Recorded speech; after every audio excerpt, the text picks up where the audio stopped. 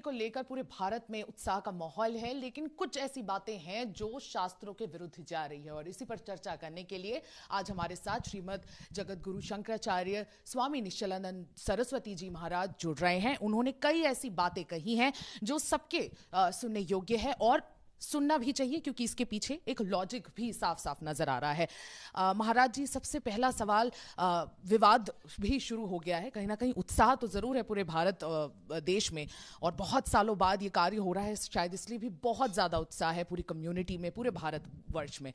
लेकिन कहीं ना कहीं आमंत्रण को लेकर भी ये जो विवाद सामने आ रहा है, भले वो ऑपोजिशन पार्टीज सवाल उठा रहे हो, आपने भी सवाल उठाया है। मुझे ये जानना था कि आमंत्रण महाराज जी आया है, अगर आमंत्रण आया है तो आपको क्या लग रहा है, आप जाएंगे उस प्राण प्रतिष्ठा में सम्मिलित होने?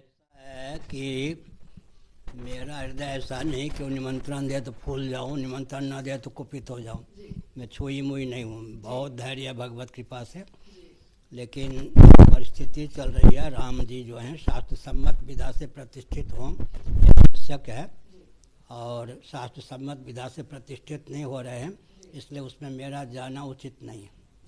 आपका जाना उचित नहीं है, आमंत्रण आ गया है। आमंत्रण आया कि एक व्यक्ति के सहित आ सकते हैं जी।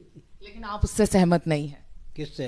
आमंत्रण से। आमंत्रण से नहीं, कार्यक्रम से सहमत नहीं। किस तरह से सहमत नहीं है? आप कह रहे हैं शास्त्रों के विधि का परित्याग करके जो मुहूर्त का ध्यान रखना चाहिए, कौन मूर्ति का स्पर्श करे, कौन न करे, कौन प्रतिष्ठा करे, कौन न प्रतिष्ठा करे। सुनो, स्कंद पुराण में लिखा है, जो देवी देवता की प्रतिमाएं होती हैं, जिसको श्रीमद् भागवत में अर्चा विग्रह कहा गया है, उसमें देवता के तेज प्रतिष्ठित तब होते हैं जब विधिवत प्रतिष्ठा हो। साथ ही साथ मान लो विधिवत प्रतिष्ठा हो जाए, पूजा आरती इत्यादि में अगर विधि का पालन न किया जाए तो देवी देवता का तेज तिरोहित हो जाता। गुड कंडक्ट बैड कंडक्ट तो आप जानते हो। और जब देवी देवता का तेज तिरोहित हो जाता है तो डाकनी शाकनी भूत प्रेत पिशाच उस प्रतिमा में प्रतिष्ठित होकर पूरे क्षेत्र को तहस नहस कर देते हैं। इसलिए प्राण प्रतिष्ठा, मूर्ति प्रतिष्ठा खिलवाड़ नहीं है, इसमें दर्शन विज्ञान व्यवहार तीनों का एकत्व है। व्यापक अग्नि को घर्षण के द्वारा एक जगह व्यक्त कर लिया जाता है, वो दाहक प्रकाशक अग्नि तत्व होता है। इसी प्रकार व्यापक परमात्मा को मांत्रिक तांत्रिक यांत्रिक विधा से प्रतिमा में अर्चा विग्रह मूर्ति में अभिव्यक्त करने की विधा दर्शन विज्ञान व्यवहार की दृष्टि से बहुत महत्वपूर्ण है। तो उसका अनुपालन उसी ढंग से किया जाएगा तो तेज का प्राकट्य होगा, तेज सबके लिए हितप्रद होगा, नहीं तो विस्फोटक हो जाता है। महाराज जी, जैसे कि आपने कहा कि समय अभी जैसे कि शेष है, मंदिर बना नहीं है पूरा, जैसे कि बताया जा रहा है मंदिर पूरा बना नहीं है। मंदिर बनने में लगेंगे 1-2 वर्ष मंदिर बनने में लगेंगे।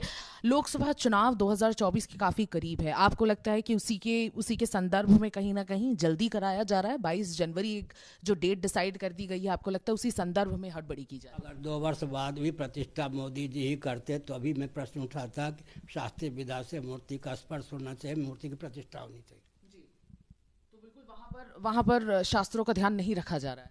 बिल्कुल नहीं रखा जा रहा है, तो स्पष्ट है इसमें क्या। ये एक चर्चा ये भी है महाराज जी कि कहीं ना कहीं एक नाराजगी है। क्या ये नाराजगी, आप कह रहे हैं नाराजगी नहीं है, हम आपका उत्तर सुन चुके हैं, लेकिन किस चीज को लेकर? आपने कहा शास्त्रों के विरुद्ध है इसलिए आप दूर रहना चाहते हैं, लेकिन विरोध का कोई और कारण? और कोई कारण नहीं है, मैं किसी पार्टी का नहीं हूँ, मेरा दृष्टिकोण जो है बहुत व्यापक है, विश्व स्तर पर है। मैं नाराज होता ही नहीं। नाराज होने का अर्थ क्या है? मैंने पहले कहा, आग जहाँ प्रकट होती है वह उसी को जलाती हुई प्रकट होती है। नाराज जो होता है, क्रोध पर क्रोध करना चाहिए, नहीं तो क्रोध अपने अभिव्यंजक संस्थान को ही जला देता है। मैं ऐसा काम क्यों करूं कि नाराज मैं तो मुस्कुराते हुए सब काम करता हूं। जो मुझसे युद्ध करने आता है उसको बलवान बनाता हूं, मुस्कुराते हुए यूँ करता हूँ, पछाड़ खा जाता है।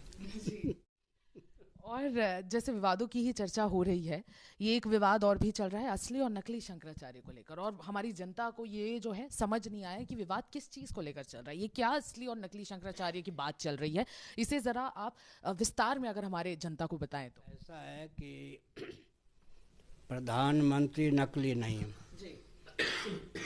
मुख्यमंत्री नकली नहीं, राज्यपाल नकली नहीं, राष्ट्रपति नकली नहीं, इनसे घटिया पद शंकराचार्य का है क्या? शासकों पर शासन करने का पद हम लोगों का है।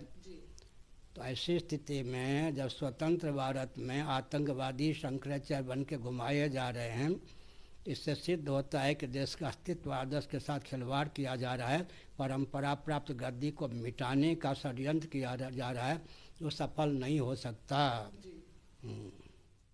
ये जो आपने कहा नकली शंकराचार्य को घुमाया जा रहा है, किसके द्वारा घुमाया जा रहा है? आपको लग रहा है कि कहीं से सपोर्ट दिया जा रहा है? सुनो, नरसिंह राव ने मेरे विरोध में खड़ा किया था एक आतंकवादी को, और सपा इत्यादि ने उसका पोषण किया था।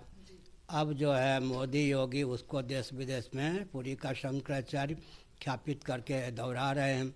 सभी पार्टियों की सहभागिता तो हो ही गई। नरसिंह राव मेरे ख्याल में कांग्रेसी थे, वहाँ से लेकर अभी भाजपा की सरकार है केंद्र में, प्रांत में भी, उत्तर प्रदेश में, सब तो वैसे जैसे नागनाथ वैसे सांपनाथ। तो कहीं ना कहीं इसका जो रिजल्ट होगा, एक आउटकम होगा, वो अच्छा नहीं होगा। संभार होगा, उसके बाद जैसी संरचना होनी चाहिए होगी। व्यासपीठ के साथ जो टकराता है, चार खाने चूर चूर हो जाता। मैंने पहले कहा हिमालय पर जो मुष्टिका का प्रहार करता है उसकी मुट्ठी टूट जाती है, और आकाश को जो प्रहार करता मुट्ठी से, आकाश को तक क्या उस चोट की पहुँच होगी, वह उसकी मुट्ठी स्वयं अभी घायल हो जाएगी, थक जाएगी।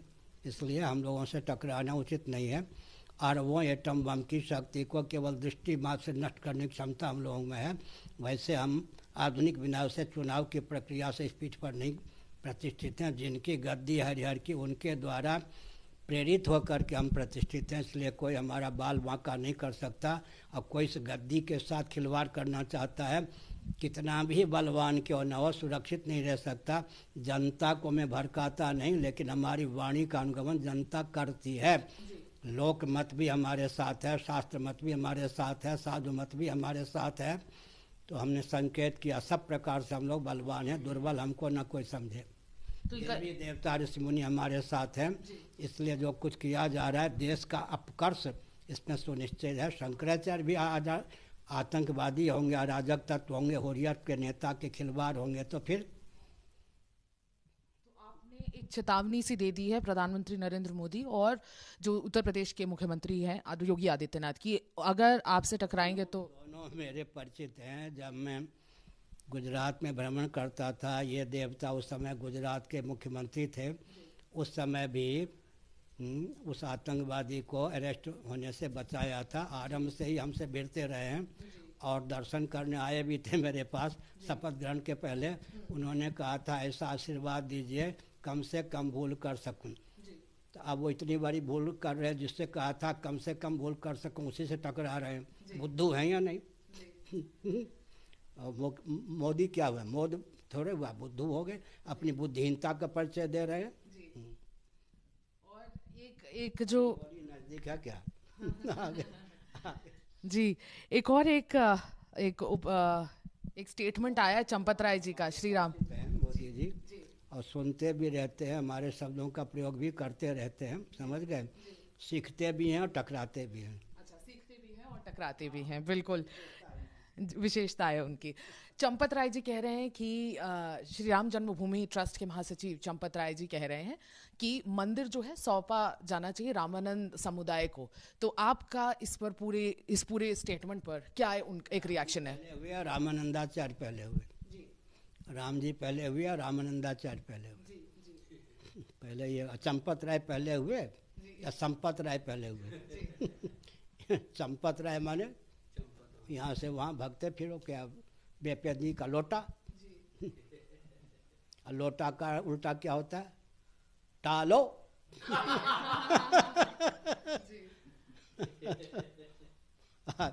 तो इसलिए आप इससे बिल्कुल सहमत नहीं? मैंने 10 बार कहा, 20 बार और कहलवा लो, शास्त्रीय विधा से काम नहीं हो रहा है, इसलिए मैं उसमें भाग नहीं लेता, समझ गए? मैं रूठता नहीं, नाराज भी नहीं होता, नाराज़गी कोई लक्षण भी नहीं। मैं बहुत हंस के ही खेलता कूदता हूँ, युद्ध भी करता हूँ तो सबके हित की भावना से हंसते हुए ही युद्ध करता हूँ, समझ गए? क्या आपसे ट्रस्ट ने किसी प्रकार की कोई भी सुझाव लेने की कोशिश की? क्या कोई सुझाव मांगा गया था? आपने कोई सुझाव दिया कि देखिए ये शास्त्रों के विरुद्ध हो रहा है, जो भी हो रहा है, तो इसे रोका? सुझाव कौन लेगा? धार्मिक क्षेत्र का नेतृत्व भी मोदी योगी अपने पास रखना चाहते हैं, सुझाव लेने की उनको आवश्यकता क्या है? फिर हमसे सुझाव लेंगे, उसके बाद जजमेंट वो करेंगे। तो हम वकील हैं उनके, और जो जज बन के काम करेंगे, हम सुझाव क्यों देंगे? अच्छा, तो कोई सुझाव नहीं दिया गया? सुझाव हम किस आधार पर दें? उन्होंने मांगा नहीं, और सुझाव में क्या देता? सुनिए, हमारा निर्णय तो सुप्रीम कोर्ट में भी नहीं काटा जाता। जगन्नाथ मंदिर का प्रश्न था, में कोई पार्टी नहीं था उस समय। जो चीफ जस्टिस थे उन्होंने कहा धार्मिक विषय है, इसमें आपका जो मार्गदर्शन होगा वही हमारा निर्णय होगा।